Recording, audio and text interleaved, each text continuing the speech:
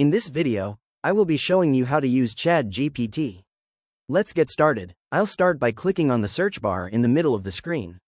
Now, I will type my prompt, which is, create a simple project plan for launching a YouTube channel, including tasks and deadlines. I'll hit enter or click the arrow button to send it.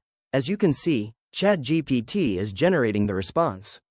It breaks everything down into weekly plans, starting with week 1, foundation and planning, outlining goals and tasks such as defining your niche and identifying your target audience. It also includes a clear deadline and deliverables.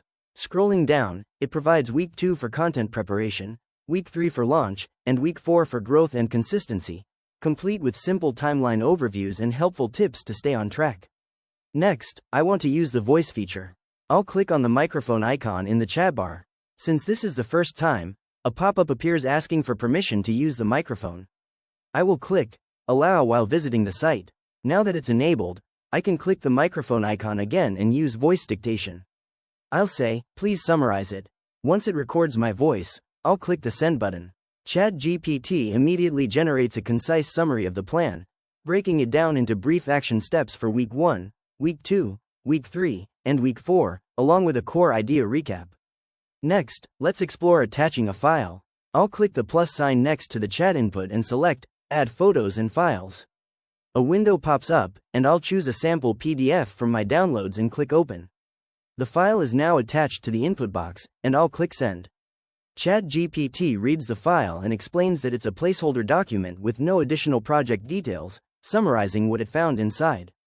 Now, let's look at some account settings. I'll click on my profile icon in the bottom left corner and select Settings from the menu. In the General Settings panel, you can manage your security settings like multi-factor authentication. I'll close out of this panel. Next, I'll click on the sidebar menu button in the top left corner to show my chat history. I want to rename our current chat.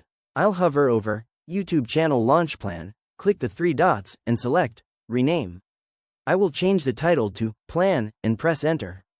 If I click the 3 dots next to it again, I can see other options like Share, Pin Chat, Archive, and Delete. I'll click the sidebar button again to hide it. Then I'll click on my profile icon in the bottom left, select Settings once more, and navigate through the other menu sections.